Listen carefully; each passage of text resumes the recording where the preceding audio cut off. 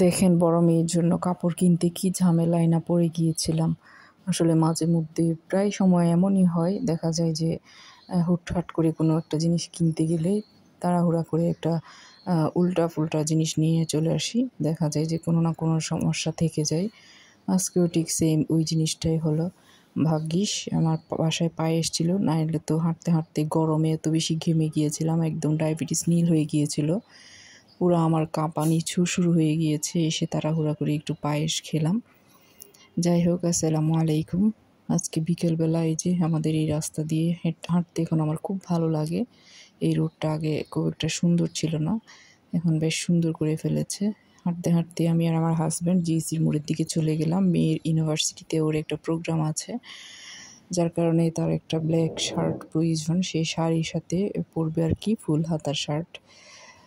যাই হোক, ভাবলাম যে আমি আর আমার হাজব্যান্ড যেহেতু বিকালে হাঁটতে বের হই, বললাম যে চলো জিইসির মোড়ের দিকে কিছু এই যে এরকম দোকান যেগুলাতে গার্মেন্টসের কাপড়গুলো পাওয়া যায়, ওখানে হয়তো পেতে পারি।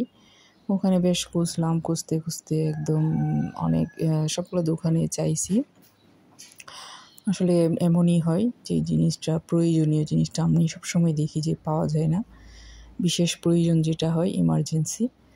এখন ব্ল্যাক শার্ট খুঁজতেছি, কোথাও পাচ্ছি না। একটাতে পেলাম, এই দোকানটাতে, কিন্তু এটা ছিল জর্জেট। সমস্যা নেই, আমার মেয়ে বলল যে অসুবিধা হবে না।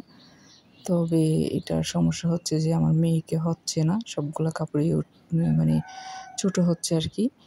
একটা সাইজ পেয়েছিলাম, ওইটাও ছোট হবে, নিতে পারলাম না। কি আর করা, অনেক তো খুঁজলাম, নিজেরও খারাপ লাগতেছে যেহেতু প্রোগ্রামের জন্য।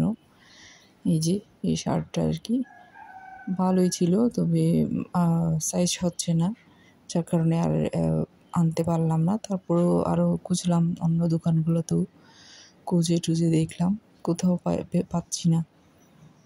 এখন হচ্ছে আমি একটা মার্কেটেও যাব, এখান থেকে হাঁটতে হাঁটতে সামনে আরেকটা মার্কেটে যাব, ওখানেও দেখলাম যে বেশ কাপড় চোপড় আছে, কিন্তু এমন ভাগ্য খারাপ যে এখানে আবার সালোয়ারও দেখতেছি, কিছু প্যান্ট, যেহেতু আমরা সবাই মা মেয়ে সবাই পরি, এই প্যান্ট সবারই প্রয়োজন হয়।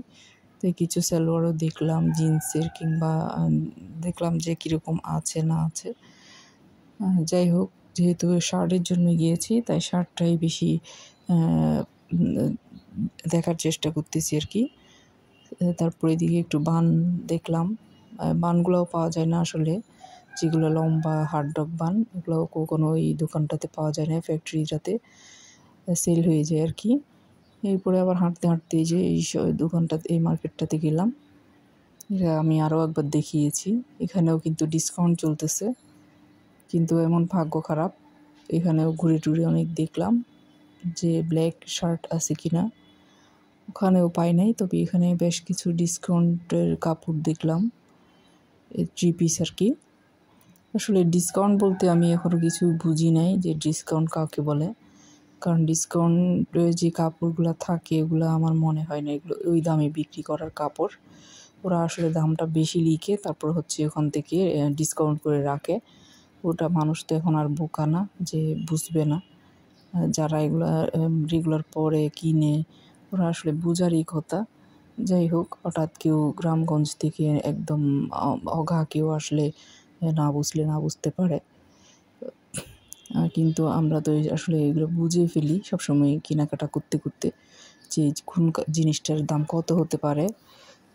এই যে এই কাপড়টাও দেখলাম, আমার হাজব্যান্ড দেখালো, ডিসকাউন্ট বলতেছি, এটাও 20%, মানে 1200 টাকা নাকি কত ছিল এটার দাম, 1500 টাকা নাকি 1200 টাকা, 850 টাকা এখন ডিসকাউন্টে।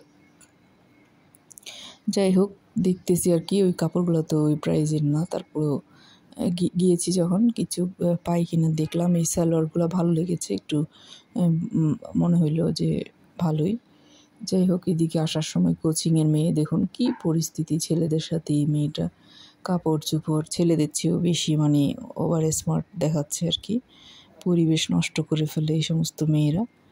এইদিকে ঝর্ণাটাও একটু ভিডিও করে নিলাম, খুবই সুন্দর। আস্তে আস্তে হাঁটার পথে একটা দোকানে ঢুকলাম, এখান থেকে হুটহাট করে একটা জামা নিয়ে চলে এসেছি আমি। এটা হচ্ছে লং কোটির মতো, ভালো লেগেছিল, সফট আছে, কিন্তু এটাতে বোতামও নেই। পাশাপাশি ওই জামাটা আসলে বাসায় এসে দেখতেছি একটু ছিঁড়া, মানে লিক হয়েছে। যাই হোক, এখন কী করব, আবার চলে গেলাম এটা চেঞ্জ করতে। এই যে হাঁটতে হাঁটতে আবার ওই জামাটা কিন্তু আর পাচ্ছি না। তবে এই যে দেখুন, এটা একটু লিক হয়েছে। এই জামাটা এনেছিলাম, এই জামাটা হচ্ছে লং কোটি টাইপের আর কি। আমার কাছে ভালো লেগেছিল, আমার মেজো মেয়েও পছন্দ করেছে। বড় তো পরবে না বলল, সে বলল যে আমি এটা চাচ্ছি না, এটা পরবো না। এই যে যাই হোক, আবার নিয়ে গিয়েছি আমি আর আমার হেল্পিং হ্যান্ড মিলে ওটা একটু চেঞ্জ করার জন্য। আর ওই জিনিসটা কিন্তু পাচ্ছি না সিমিলার। আর একটা হয়তো শর্ট একটা মানে শার্ট দিবে উনি, খুঁজে টুজে বের করতেছে। উনি হয়তো চাইছিল এটা আমাকে ধরাই দিতে।